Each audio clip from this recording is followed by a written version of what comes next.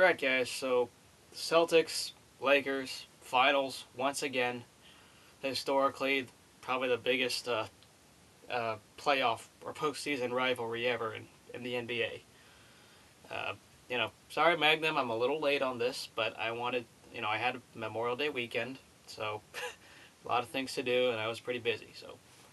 But now you wanted some hate week, and here you got it. First of all, from a practical standpoint, it's funny, I watched how your video you talks about using Vince McMahon's song of No Chance and that song by I think Dope. I think that's what they're called. But I obviously they have a chance, and it's funny you consider them counted out already because the Celtics have beaten good teams. Onakuna was right, and he said LeBron James and the Cavs were overrated. He was right about that. No denying. But I know he beat the Magic later, and major props there. Maybe it's a Vince Carter curse, maybe not.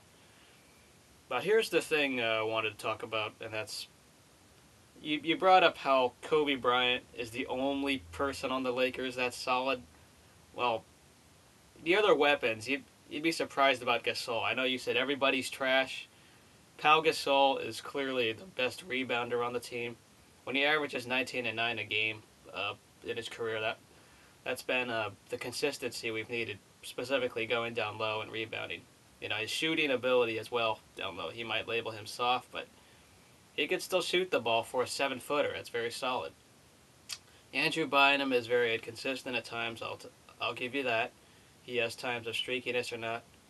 But let's remember what he does do. He gives the breather for Lamar Odom or Pau Gasol when on the floor. That's what he does. He may not have a lot of stats in the box score, but he does give that breather that Odom or Gasol need late in the game. So let's not forget that. He was not there in 2008's final, so obviously playing on short rest wasn't very fun.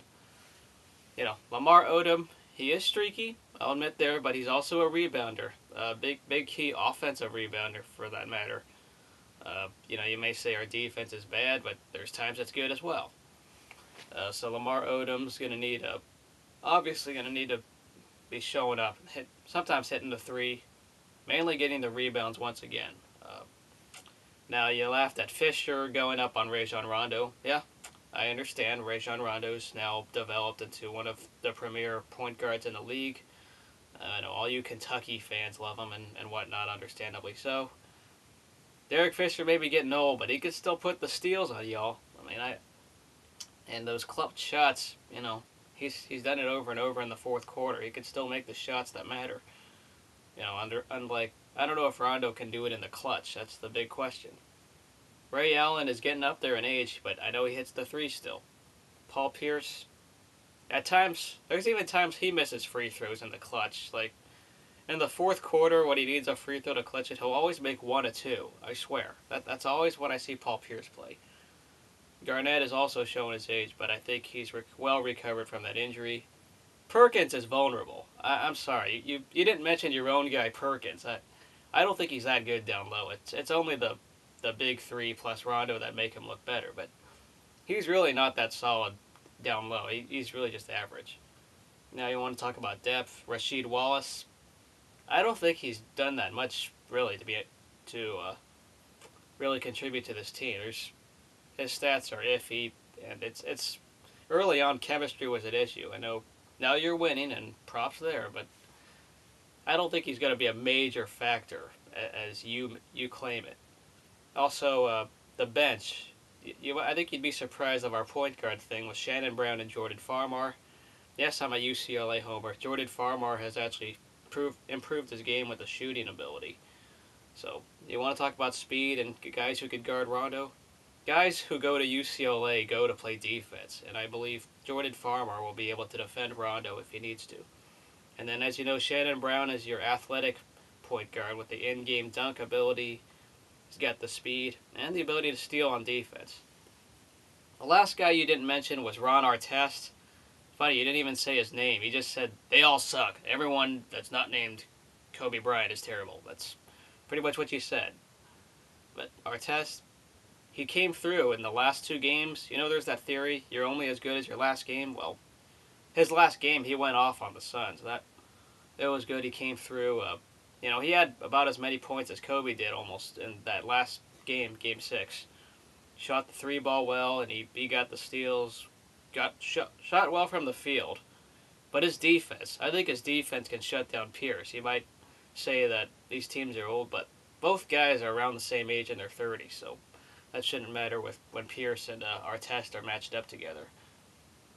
Now, so with this finals, yeah, it'll probably go to 6 or 7 games for sure. I do not see either way dominating it. It's going to be a tough series because Boston sweeps from a practical standpoint. Kobe Bryant, obviously, the more shots he takes, the most of a chance he wins.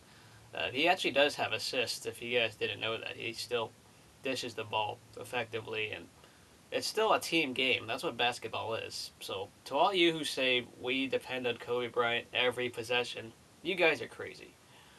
The supporting cast is a lot better than what the Cavs had with Wilt Williams and Antoine Jamison. The total joke of the playoffs. This supporting cast can come through when Kobe has an off night. Uh, there was a game, if you saw, against the Denver Nuggets. Kobe had like 14 points, but the rest of the supporting cast stepped up. There's always one guy on the starting five who will step it up if Kobe's down. May not be all four of them, but someone on that supporting cast I expect to step up. We'll see what the Lakers do, but I'm going to say it's going to go 6 or 7 games with either team winning.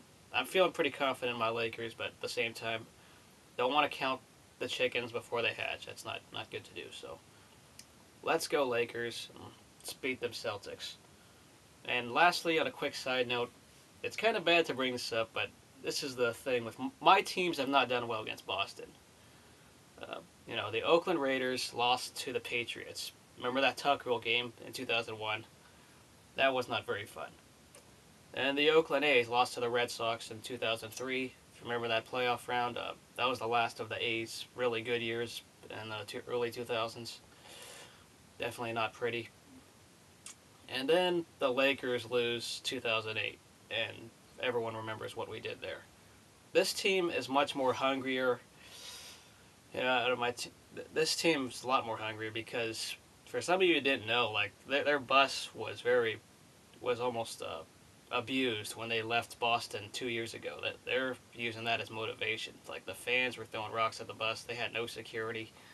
It was a rough night after leaving the Garden. But I see this team as well motivated and they're hungry for it.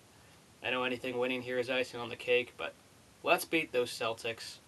And let's go Lakers. Game recaps should come after the game, just not immediately after the game like I used to be able to, because now I have to upload videos manually. So we'll see y'all later. Go Lakers.